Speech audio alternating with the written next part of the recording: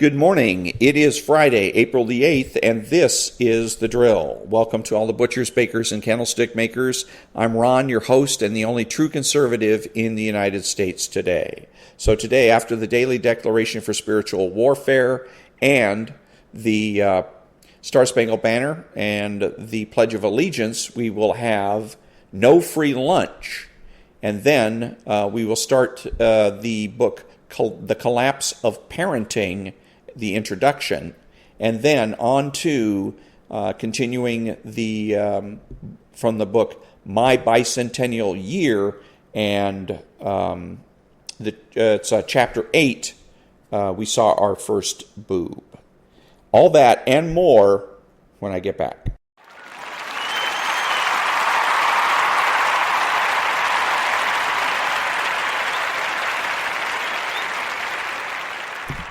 Thank you. And now the daily declaration for spiritual warfare for April the 8th. The enemy's flame will not kindle upon you. When you walk through the fire, you shall not be burned, nor shall the flame scorch you, for I am the Lord your God. Fear not the evil threats of the wicked, for just as the flame consumes the chaff, so will my holy flame burn up their root of rottenness, and their blossom will ascend like dust. Just as the flame of the furnace was unable to harm my servants, neither shall the wicked fire bring harm to you. For I will be with you in the midst of the fire. The fire will have no power to harm your body, and not a hair on your head or your garments will be touched by the flame of the enemy. Isaiah chapter 43, verse 2, chapter 5, verse 24, and Daniel chapter 3. Prayer declaration. I will have no fear of the scorching flames of the wicked, for the Lord my God will protect me from being burned. In the name of Jesus, I will overcome every fire of wickedness sent against my life. The enemy will not be able to burn up my harvest, and in Jesus' name I quench every torch the enemy would use against my life. Amen. And that was the daily declaration for spiritual warfare.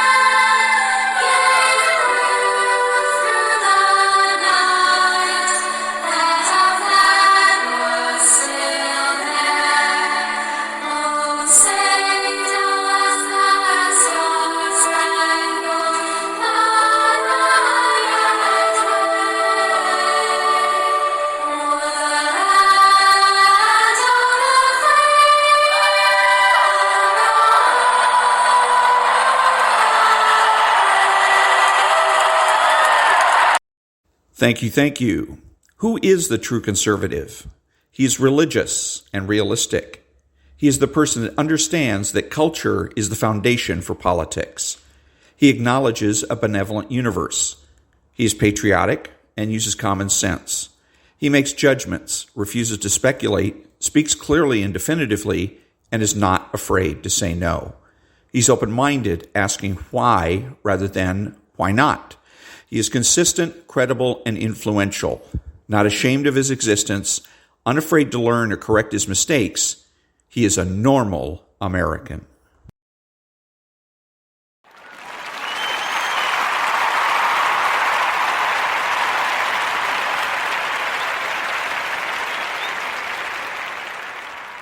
Thank you, thank you. What is the true conservative strategy for defeating socialists in this country?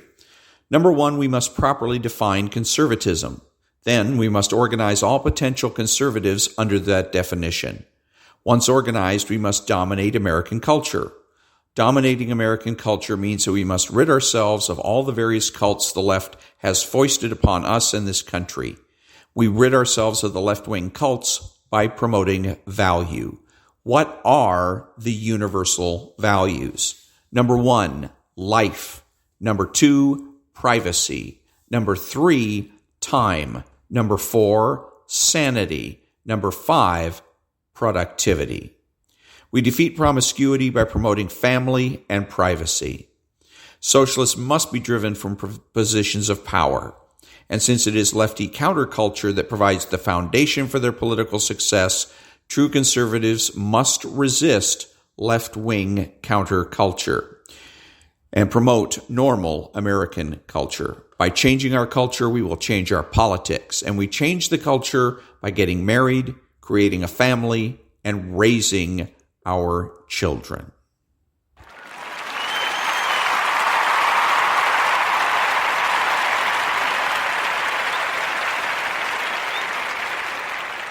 Thank you, thank you. What are the tactics in support of the strategy to rid America of socialist influence? The long-term tactics are to be a true conservative, talk like a conservative, act like a conservative, dress like a conservative, think like a conservative. The short-term tactics are rhetorical. True conservatives need to win all of the arguments. True conservatives need to defeat the useful idiots on the left that populate their households, workplaces, and churches. That means don't be neutral. Don't try to prove a negative. Don't take their word for it, and ask lots of questions. The useful idiots are the people that simply repeat the latest talking points.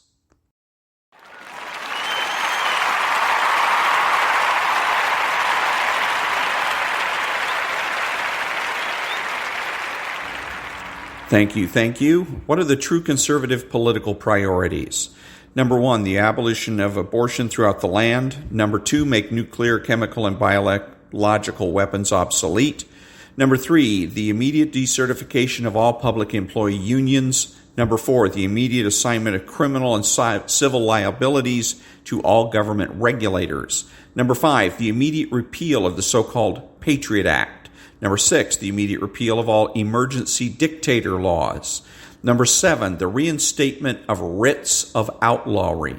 Number eight, government-sponsored recalls, ballot initiatives, and referendums. 9, a flexible minimum wage. And 10, means-tested health care.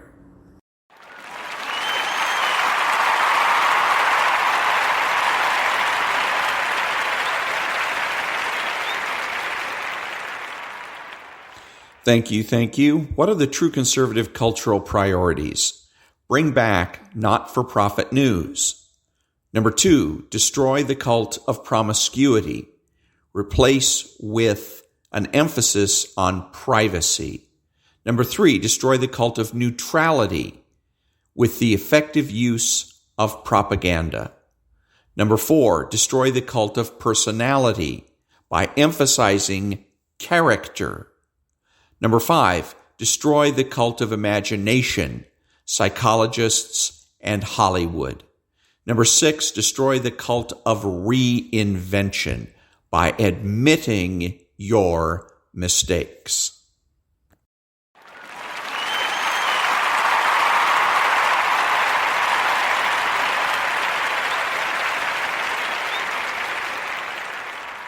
Thank you, thank you. The biggest mistakes that right-wing talk show hosts make. Number 1, they fail to consult their consciences. Number 2, they fail to listen to their own shows. Number 3, they aid and abet the left. Number 4, they demoralize their audiences. Number 5, they contradict themselves.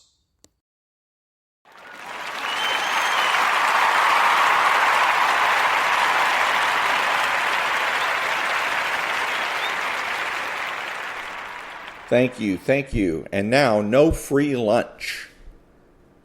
Quote, "The disdain of profit is due to ignorance and to an attitude that we may, if we wish, admire in the ascetic, who has chosen to be content with a small share of the riches of this world, but which, when actualized in the form of restrictions on profits of others, is selfish to the extent that it imposes asceticism and indeed deprivations of all sorts on others." Unquote.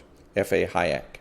It should always strike us as painfully odd that those who claim to reject the profit motive, who claim to strive for material humility, who claim to prize the beautiful over the opulent, would be so audacious as to apply their self-imposed preferences on others. There's nothing noble or righteous about imposing on others the virtue signaling you have chosen for yourself. And that is, there's no free lunch.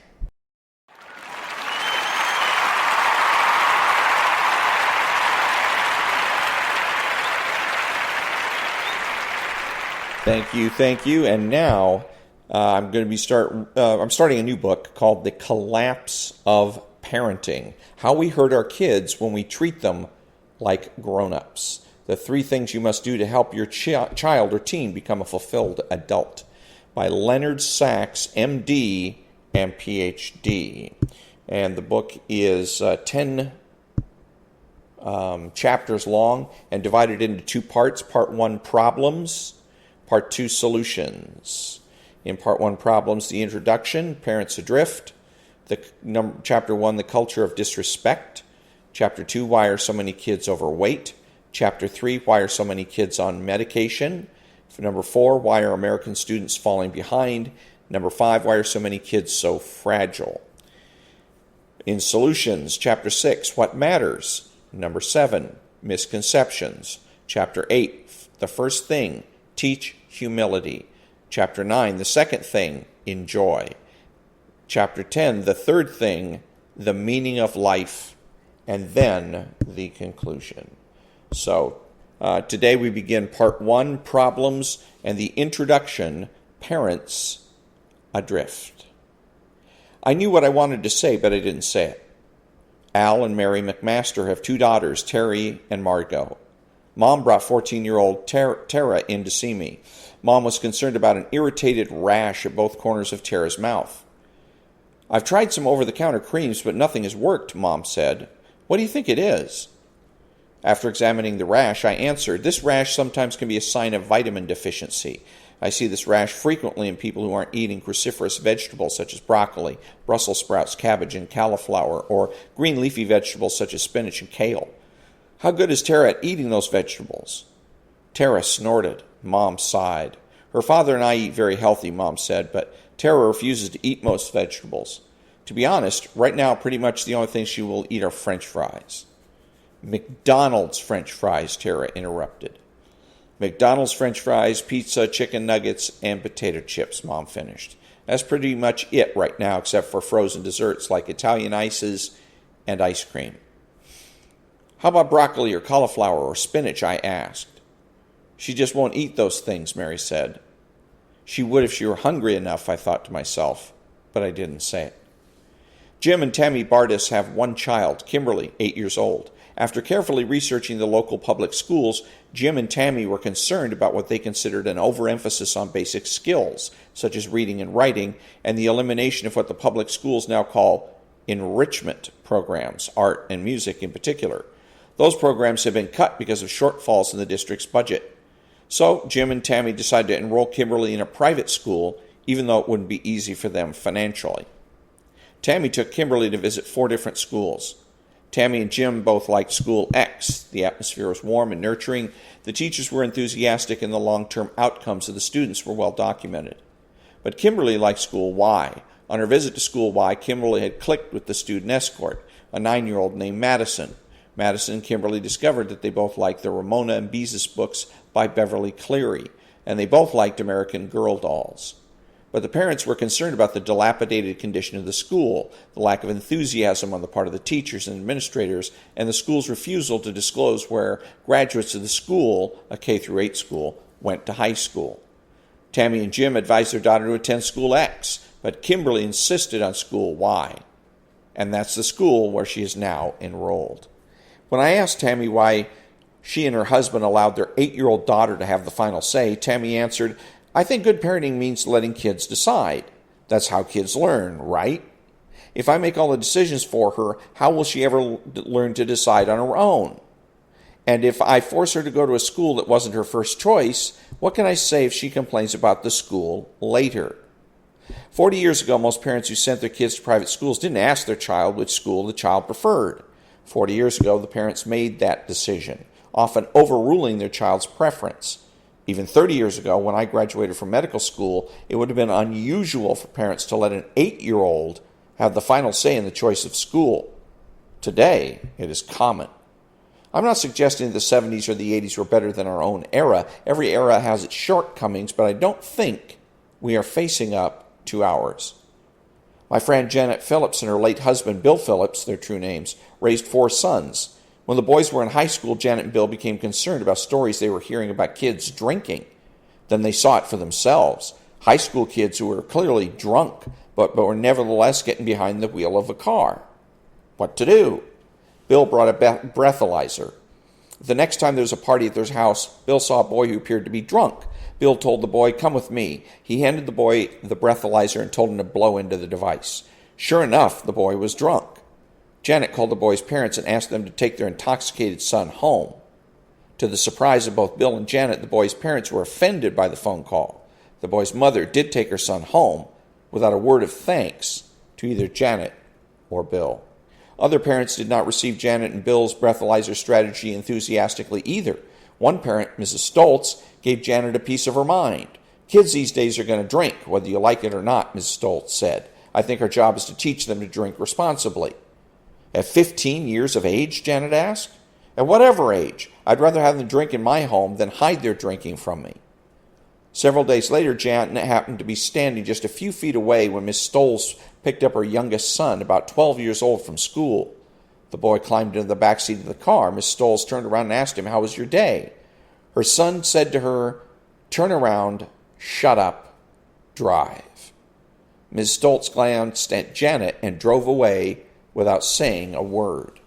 As near as Janet can recall, she and her husband actually used the breathalyzer only twice, but they always kept it in full view where every kid could see it. Whenever any of their teenage sons had a party, their home became known as the home where those crazy parents will use a breathalyzer on you, and that had consequences. Some of the consequences were predictable, and some perhaps were not. The 4 sons were popular, so their house was a favorite hangout. Early in the evening, then around 9:30 p.m., a certain contingent would leave to go to other parties where alcohol would be freely available, but other kids would stay. And sometimes still other kids would arrive. That's what was unexpected. Not all teenage kids like to get drunk. Some do not. But in contemporary American culture, it's hard for a teen to just say no without looking uncool.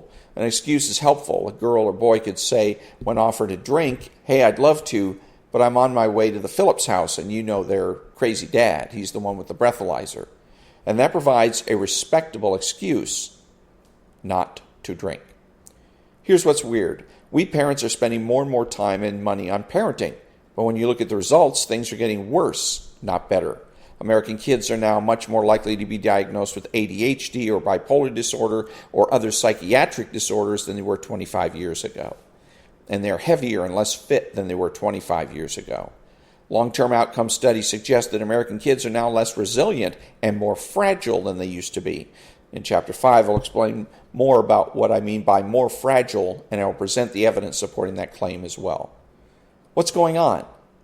Here's my diagnosis. Over the past 3 decades, there's been a massive transfer of authority from parents to kids. Along with that transfer of authority has come a change in the valuation of kids' opinions and preferences. In many families, what kids think and what kids like and what kids want now matters as much or more than what their parents think and like and want. Let kids decide has become a mantra of good parenting, and as I show, these well-intentioned changes have been profoundly harmful to kids. The first half of this book poses the problems. The second half provides the solutions. I think I figured out where we have gone wrong and how to fix it.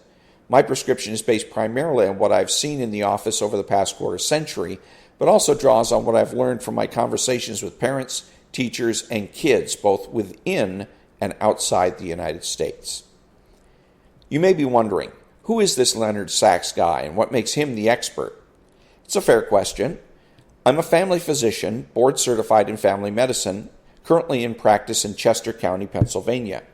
I also have a PhD in psychology. I grew up in the suburbs of Cleveland, Ohio, where I attended public schools from kindergarten through grade 12. I earned my undergraduate degree in biology at MIT in Cambridge, Massachusetts. I earned both my MD and my PhD at the University of Pennsylvania. After doing a 3-year residency in family medicine, I practiced for 19 years in the Maryland suburbs of Washington, D.C. I then relocated to Pennsylvania. My primary sources for this book are the more than 90,000 office visits I've conducted in my role as a practicing physician between 1989 and today. I've seen children, teenagers, and their parents from a wide variety of backgrounds and circumstances. I've seen from the intimate yet objective perspective of the family physician the profound changes in American life over the past quarter century. Firsthand, the collapse of parenting.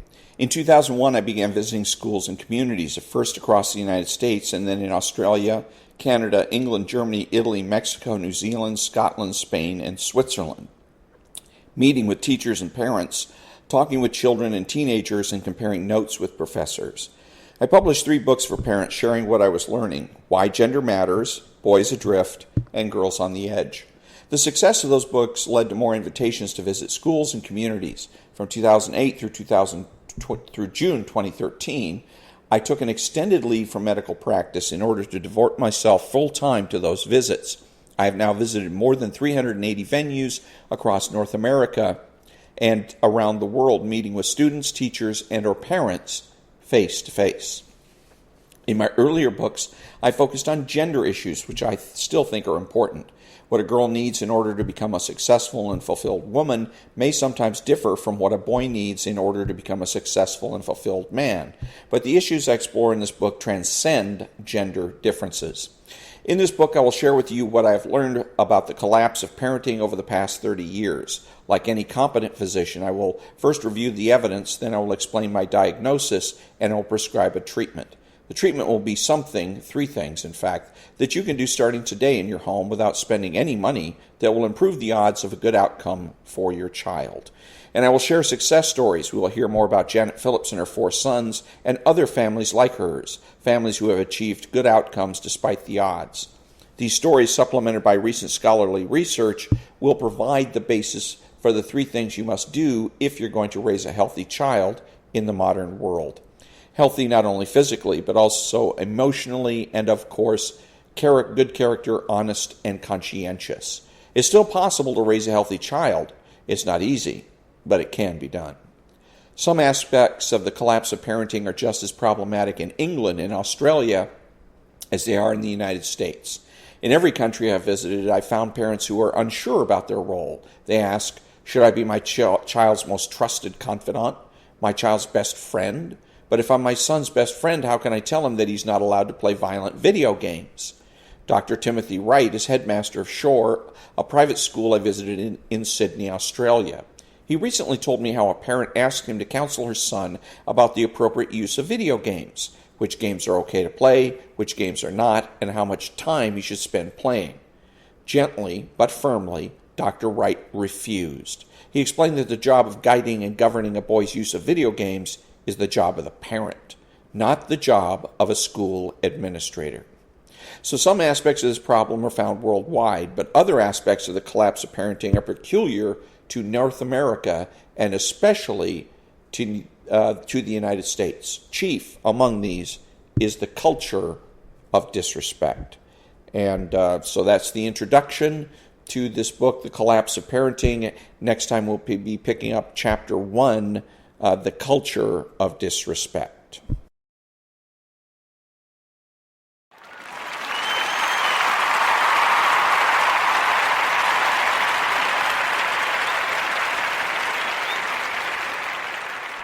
Thank you. And now back to our book, My Bicentennial Year by Michael Buell. And it's a book about the adventures of some children living in New York. I guess it's upstate New York. And in 1975. So the adventures of these kids in, I can't remember the town now, but anyways, it's in upstate New York in 1975, from the summer of 75 to the summer of 76, hence my bicentennial year. And so when we had left the kids, they were playing a game.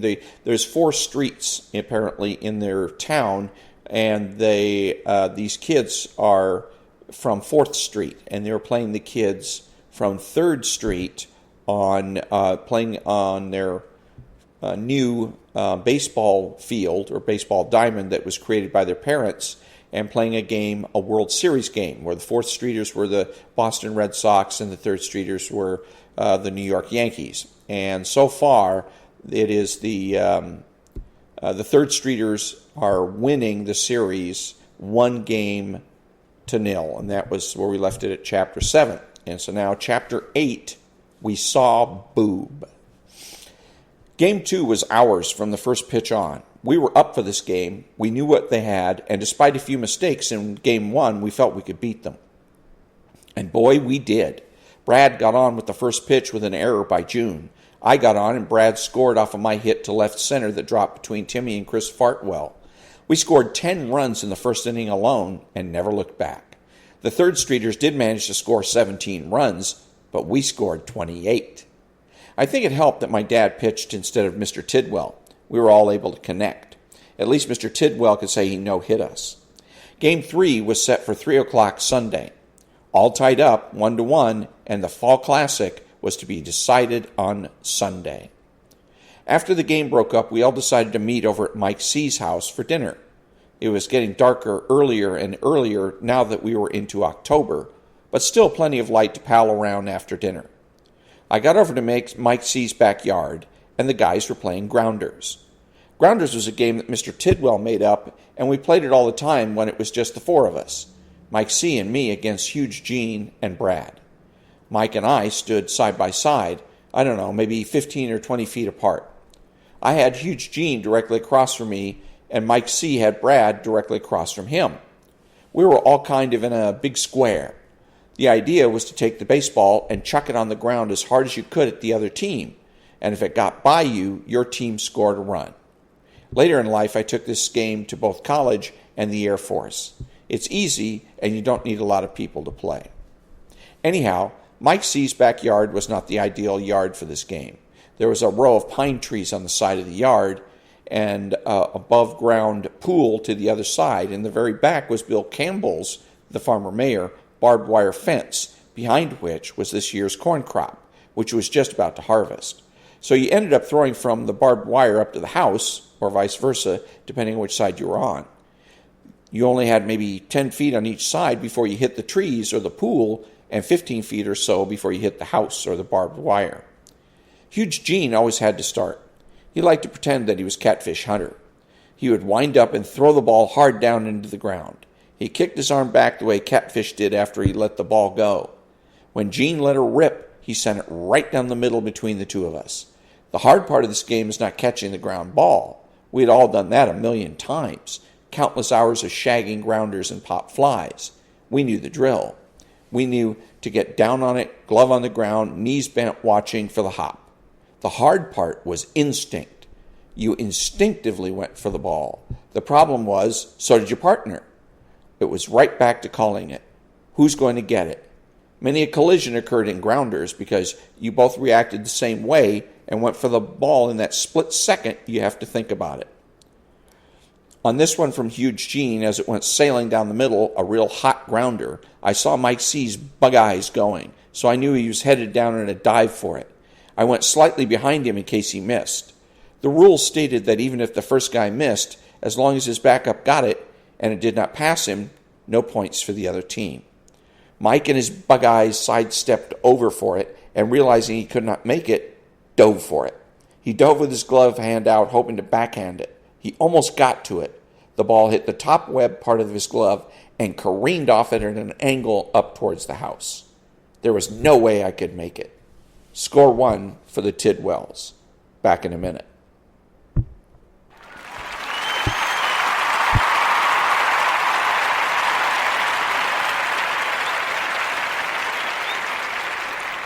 Thank you, thank you. I headed up to the house to get the ball. It had rolled right up the basement window. Mike C's basement wasn't fully underground. You had half of it or so that was above ground. Mike's dad, Big John, had put in some rose bushes that kind of staggered around the house. The ball had rolled up under the rose bush right under the window. I got down on my hands and knees and reached for the ball. I had to stretch through the thorns, but I had it. I was standing up and just about ready to throw the ball to Mike when something caught my eye.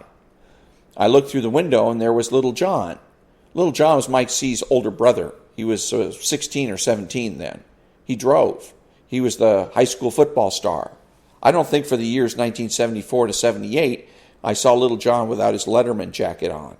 He always had a babe with him. To top it off, Little John was in actuality a very big guy, and he knew it.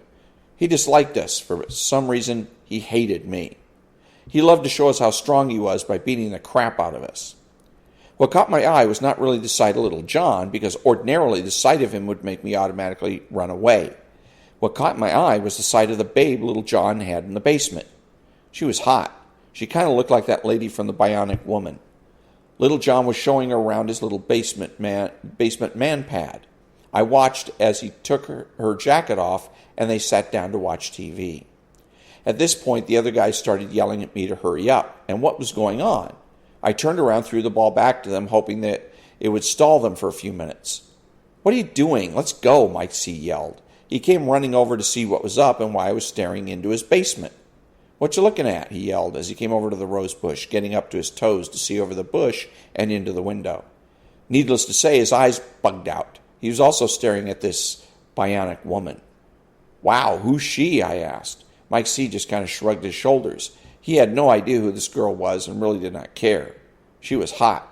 Huge Gene and Brad, of course, had to see as well. They ran up and tried to muscle us out so they could see better.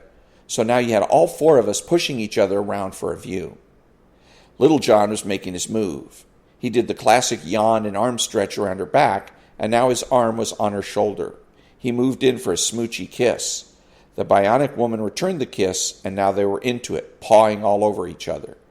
Please keep in mind, we had seen some Playboys and penthouse pictures in Big Russ's basement, but here was real, live girl, an actual human, I think, girl. We all had to see Little John's next move. Back in a minute.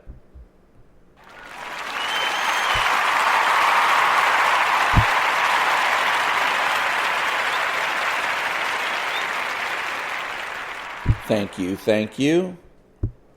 He was right back at, no, he apparently wanted the next move more than we did. The Bionic Woman must have had bionic ears. We saw her stop everything and look around, saying something to Little John. He just shook his head, no. He was right back at it, and the Bionic Woman seemed to be all settled in. It was at this moment in time we saw our first boob, I think. Little John made a move and put his hand under her shirt and came up to her, and up came her shirt to her neck. If she was wearing a bra, Little John was a master because the shirt and bra must have come up together. Because there, for a brief 5 seconds or so, was a boob, I think. Huge Gene yelled, "Way to go, Little John. A little boob shot for the boys." At the same time, Brad was trying to climb up on us as he was shorter than all of us and could not see. He jumped up with one hand on my shoulder and one hand on Huge Gene's shoulder, boosting himself up, trying to climb up on us so he could see the bionic boob. In fairness to the Bionic Woman, as soon as the master Little John had gotten the boob revealed, the Bionic Woman had just as quickly moved the shirt down, forever hiding the boob from our view. As she was hiding the boob, Brad slipped off a Gene and went headfirst into the window. He did not hit the window hard enough to break it, but certainly a loud bonk was heard. As Brad was falling, we all took off in different directions, running for our lives. We knew what was next. Out of the basement door sprang Little John, screaming at the top of his lungs, "You will die, all of you. I know what you were doing." The sky had darkened a good bit by this time, and I was happy for some extra cover. Gene shot directly to the very back of the yard and jumped over the barbed wire. He must have had some adrenaline going because he cleared the top row of barbed wire in a straight hurdle and took cover in the high and deep cornfield. I darted over the pine trees on the side of the yard. I found the biggest one and took cover underneath it, completely burying myself in the pine needles and branches. I was hidden. Mike scooted around the above-ground pool and was under the deck on the other side of it. Brad had simply fallen straight down and managed to get only a few feet from the window when Little John came running out. Little John continued yelling profanities like a lion that spots the wounded wildebeest. Little John spotted Brad, and like the lion, he pounced on him. Then, like a big cat toys with his victim before eating him, he started swatting Brad in the head. Not hard, but I'm sure it hurt. Little John then stood up and pulled Brad off the ground, standing him up as well. He moved to Brad's arms behind his head and put Brad in a full Nelson. I knew the hold from watching World Wrestling with Bob Banklund on Sunday mornings. Back in a minute.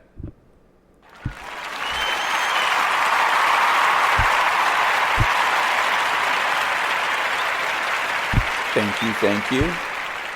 Little John with Little Brad in full Nelson made an announcement.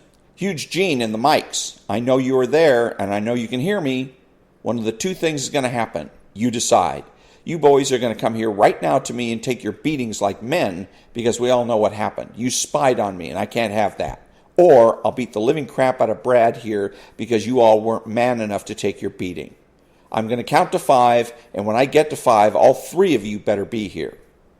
Poor Brad, I thought. Little John won't beat him that bad. Little John was hoisting Brad in the air in the grip of the full Nelson. It looked as if Brad's shoulders were coming out of its sockets. Brad was screaming in pain. Guys, come out. This isn't fair. Little John set him down so his feet were at least on the ground. The screaming stopped for a minute. John let him out of the full Nelson, and I thought for a second as I squinted through my pine needle encampment that he was going to let him go. But no such luck. Instead, John grabbed his wrist and began twisting his arm like he was winding a clock. Brad was screaming again. Johnny yelled out to us again. I can't believe you guys have no balls. You aren't going to make Brad take your beating for you. I used to have respect for you all, especially you, Gene. Damn, that drew him out. There was huge Gene coming out of the cornfields. Damn, again, there was Mike C. crawling out from under the deck. Shit, time to get a beating. Oh well, wouldn't be the first one I took from him. I started crawling out from under the tree. I figured the beating was worth it, a small price to pay for my seeing my first boob. I think I saw it anyway. We all got to Little John at about the same time. He threw Brad away from him and to the ground. He said to Brad, "You little man, you have suffered enough. Get out of here." But Brad stayed. Mike C. and me looked scared shitless. We were basically waiting for our beating, both of us wondering how John would start and how bad it would be. Huge Gene, on the other hand, looked pissed. His nostrils were flaring, his arms were back, and he was sweating pretty badly. Little John saw the look too, and he walked up to Huge Gene, put his nose in his face, and said, "You look like you're ready to jump, little Froggy. You better be ready for what's coming if you do. Come on, Froggy, jump." Huge Gene was having none of this. He looked over at me and Mike C., and then Brad. He backed up a step or two while doing that. Little John seemed to back off, and as soon as Gene stepped back as well. Huge Gene looked at us, reared his head back, and yelled, "Jump him, boys!" And with that, the fight was on. Gene started swinging his fists at John. I jumped on his head and somehow wound up with my arms around his neck, my body on his back. He was giving me a piggyback ride. All the while, I was squeezing my arms together, trying to choke him. However, I don't think I was much more than a fly on his back. Gene was standing toe-to-toe with him, exchanging swings. Neither really connected, though. Back in a minute.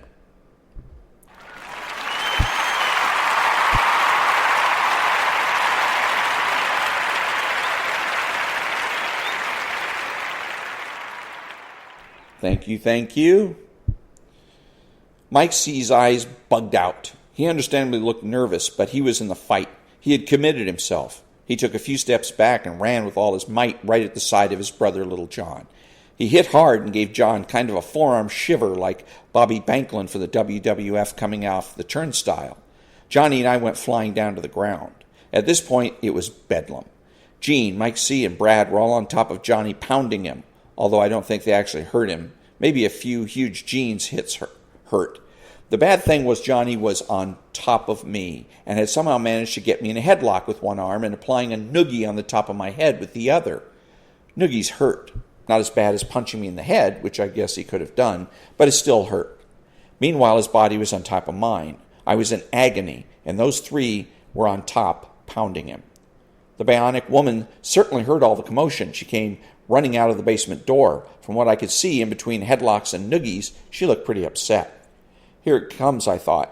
As well as getting the beating from Johnny, we're all going to have to apologize to her and take her tongue lashing. She stood in front of the head of us and started yelling something and pointing her finger. I really couldn't hear her. I knew she was yelling at Johnny, but all I heard was the sound of fists flying. All the while, I was trying to free myself, and finally I managed. I was all proud of myself. Suddenly, I was able to get out from under John and freed my head, and I was standing. As both the sights and sounds came into focus for me, my proudness left me. John had let me up. The bionic woman was berating little John, calling him a bully. How could he pick on a bunch of 10-year-olds? She thought she was someone who was mature. Only a loser picks on those weaker than he, on and on. Little John tried to say he was protecting her honor, but she wasn't buying it. She ran away and asked to be taken home immediately. Little John started to run after her, but just before he took off, he looked backward toward us, pointed his finger at us and whispered, "We will pick this up later, boys." With that, we all took off home. We had the final game of the World Series tomorrow. And that was Chapter 8 of the book My Bicentennial Year by Mike Buell. And the chapter is Chapter 8 called Boob. We saw Boob. And tomorrow, or next time, Chapter 9, the World Series, the deciding game of the Fall Classic. Back in a minute.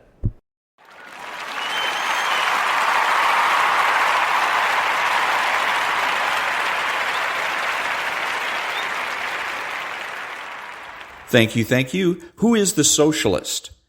He is the man that is spiritual. He's the man that seeks consensus. He's subjective, petty, and small, taking everything in life personally. He's outrageous, boring, and rude. He pretends to be a leader and a change agent. He pretends that he's your friend. He is sly, cunning, and deceptive. He dresses, acts, and speaks like a slob. He is informal and terminally unique. He is childish and pretends that he knows nothing. He has no conscience and pretends that might makes right and that the ends justify the means. He is impulsive and rationalizes his behavior. He is deterministic, blaming others for his mistakes. He is skeptical, demanding that others solve his problems. His unreasonableness and irresponsibility make him a bad role model, bad father, brother, family member, friend, and a bad person, period. So if you think that you can be friends with a socialist, think again.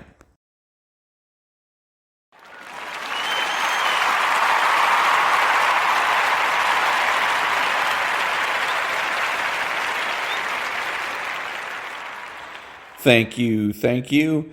This is Ron, your host, the only true conservative in the United States today, bidding adios to all the butchers, bakers, and candlestick makers out there, and reminding you to tune in to the John and Ken Show, which is an excellent example of how true conservatives communicate. It's a radio show that's on KFI AM 640 from 2 o'clock in the afternoon to 6 o'clock in the evening, Monday through Friday. And that's Pacific time. So that's an excellent show to listen to.